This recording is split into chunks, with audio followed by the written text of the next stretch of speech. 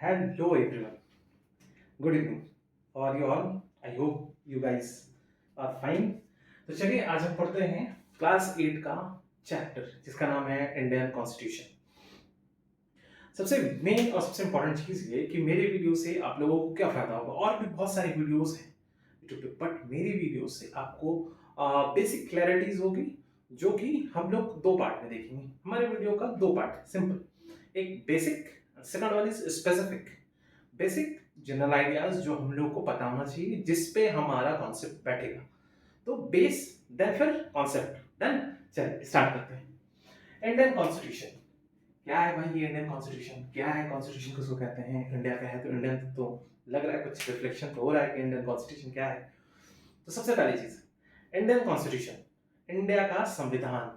Constitution होता क्या है? कॉन्स्टिट्यूशन क्या है, कैसे है, क्यों बनाया गया, किस लिए बनाया गया? बहुत सारे सवाल होते हैं। नॉर्मली एज अ टीचर हम ये कह सकते हैं कि स्टूडेंट के सवाल बहुत यूनिक होते हैं, जिसे कभी कभी बताना बड़ा मुश्किल भी होता है, मगर क्वेश्चंस होने बहुत जरूरी है। तो सॉल्यूशन दूंगा, क्वेश्चन भी बताऊंगा। चलो ये कैसे सोचेंगे? कॉन्स्टिट्यूशन, कॉन्स्टिट्यूशन कह सकते हैं कि क्या है? कॉन्स्टिट्यूशन एक बुक है, लॉ बुक, रूल और लॉज जिसमें मेंशन किए गए हैं इंडिया में। ठीक है, इंडिया का जो भी सिस्टम है, जितने तरह के सिस्टम्स हैं गवर्नमेंट चलाने के, लोगों के राइट्स, गवर्नमेंट की ड्यूटीज, जितनी भी चीजें हैं, सारी चीजें मेंशन कहाँ है? हमारे कॉन्स्टिट्यूशन में। तो आइए भाई, इसको बनाया क्यों गया और इसके आइडियाज कहाँ से आते हैं, इसके बनाने वाले जो लीडर्स थे वो कौन थे, क्या थे, उनके बारे में डिस्कस करते हैं। कितना टाइम लगा, कितना पैसा लगा, इनफैक्ट कितना मेहनत लगी होगी, क्योंकि आज हम अगर एक सिंपल सी बुक लिखते हैं तो उसके पीछे बहुत सारी मेहनत होती है, बहुत सारे टाइम लगते हैं। तो देखते हैं कि कॉन्स्टिट्यूशन बनाने में क्या लगा। तो सबसे पहली चीज, कॉन्स्टिट्यूशन, संविधान, ये नॉर्मली बनाया गया कब, कितना टाइम लगा? तो हम लोग टाइम से स्टार्ट करते हैं, फैक्चुअल डाटा। इसको बनाने में 2 साल 11 महीने और 18 दिन लगे। डन। चलिए, कॉन्स्टिट्यूशन बनाने की शुरुआत कैसे की गई थी? तो 1946 में बनाई गई कॉन्स्टिट्यूएंट असेंबली। क्या बनाई गई? Constituent assembly. क्या बनाने के लिए? कॉन्स्टिट्यूशन बनाने के लिए कॉन्स्टिट्यूएंट असेंबली बनाई गई। चलिए ठीक है भाई, तो 1946 में हमने कॉन्स्टिट्यूएंट असेंबली बनाई, और इस असेंबली में जो लोगों को जमा किया गया, जो लोगों को लाया गया, वो कैसे लाया गया? इलेक्शन करवा के लाया गया होगा may be, yes, but indirectly election करवाए गए थे। ठीक है, वोटिंग से नहीं, डायरेक्टली, मतलब होता नहीं कि हाँ चलिए लोग वोट करेंगे, नहीं, रैंडमली लाया गया था, इनडायरेक्टली लाया गया था इनको। और टोटल कितने लोग आए थे? तो याद रखेंगे 389 लोग आए थे। और यही चीज पार्टीशन के बाद 1947 के बाद टोटल जो हमारे लोग बचे थे 299 बचे थे। डन। फिर 299 जो लोग बने थे, बचे थे, तो इन लोगों ने कॉन्स्टिट्यूशन बनाया कितने दिन में? तो जैसा कि मैंने बताया आपको कि 2 साल 11 महीना और 18 दिन में हम लोगों ने कॉन्स्टिट्यूशन बनाया। जो ये असेंबली थी, फैक्चुअल डाटा मैं साथ में ऐड कर रहा हूं क्योंकि टॉपिक में फैक्चुअल डाटा बहुत इंपॉर्टेंट है। कॉन्स्टिट्यूएंट असेंबली, ठीक है, इसमें बनी थी एक कमिटी, मेनली फोकस था उसका ड्राफ्ट करना कॉन्स्टिट्यूशन का। तो जो ड्राफ्टिंग कमिटी बनी थी, क्या बनी थी? Drafting committee. तो इसके हेड कौन थे, इसके चेयरमैन कौन थे? इसके चेयरमैन थे डॉक्टर बी आर अंबेडकर। ठीक है, जिनको हम लोग कहते हैं बाबा साहब अंबेडकर, जिनको हम फादर ऑफ कॉन्स्टिट्यूशन भी कहते हैं। अब ये इन्होंने कॉन्स्टिट्यूशन तो बनाया नहीं, कॉन्स्टिट्यूशन बनने में कुछ फैक्चुअल डाटा थे, ये मैंने आपको बताया। तो अब नॉर्मली हम बता सकते हैं कि कितना टाइम लगा। नॉर्मल सी चीजें, सर कितना टाइम लगा होगा? तो सर बोलेंगे भाई 2 साल 11 महीने 18 दिन लगे होंगे। तो ठीक है, और क्या और कुछ बता सकता है सर? तो हाँ, यूनिक चीजें, तो हाँ कह सकते हैं कि 11 सेशन लगे थे, दिन और रात के। कभी कभी तो कहा जाता था कि रात के सुबह के 4 बज जाते थे, सेशन इतने लंबे चलते थे। ठीक है, किसके लिए भाई? कॉन्स्टिट्यूशन बनाने के लिए।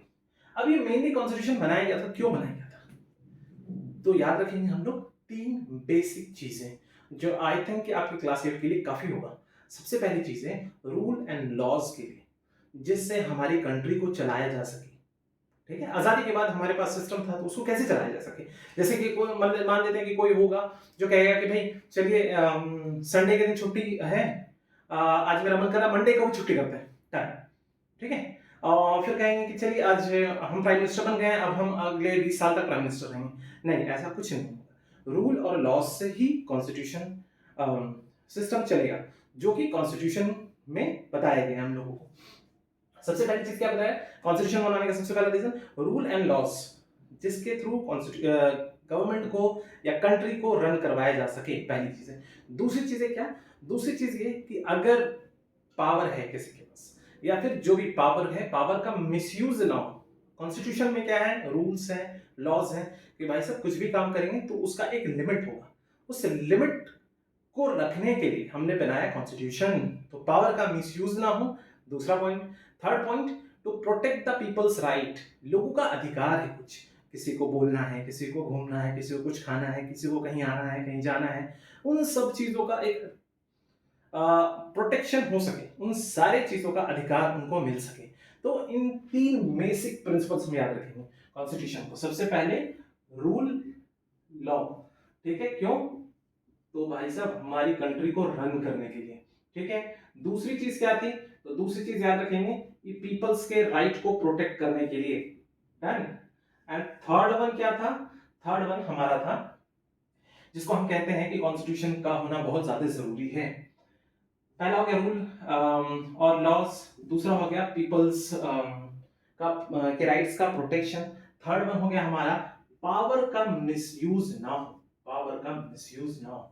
एग्जाम्पल के तौर पे मान लेते हैं कि अगर कोई प्राइम मिनिस्टर है अभी के टाइम में, तो कोई ये नहीं कह सकते हैं कि आज हम जो कहेंगे वही होगा, आज से हम जो कहेंगे वही होगा, नहीं, ऐसा कुछ नहीं। सबके ऊपर क्या है, रूल और लॉज है, ठीक है। तो वहां से हमारा सिस्टम बनता है, डन। अब छोटे छोटे कुछ डाटाज हैं जो फैक्ट है, तो हम ये कह सकते हैं कॉन्स्टिट्यूशन ऑफ इंडिया जो बनाया गया वो वर्ल्ड का सबसे लेंथीएस्ट, सबसे बड़ा कॉन्स्टिट्यूशन है, और सबसे यूनिक भी। यूनिक इसलिए, मैं यूनिक इसलिए कह रहा हूँ, जस्ट लाइक कि रेस्टोरेंट में होता है ना थालीज, कि हाँ थाली ले लीजिए जिसमें सारी वैरायटीज होगी, तो Indian constitution is a varieties, ठीक है, of rules and laws and set of principles. चलिए हम देखते हैं कि और क्या मजेदार चीज थी हमारे कॉन्स्टिट्यूशन में, और क्या ऐसी चीजें थी जो हमारे कॉन्स्टिट्यूशन को मजेदार बनाती है, ठीक है। तो हमारा कॉन्स्टिट्यूशन अप्रोक्सीमेटली मान सकते हैं कि 8 to 9 मेजर कंट्रीज से आइडियाज इसका लिया गया है। तो हमारा जो कॉन्स्टिट्यूशन है वो एक थाली की तरह है, ठीक है। जैसे राइट्स लिए गए कहां से, यूएसए से, ठीक है।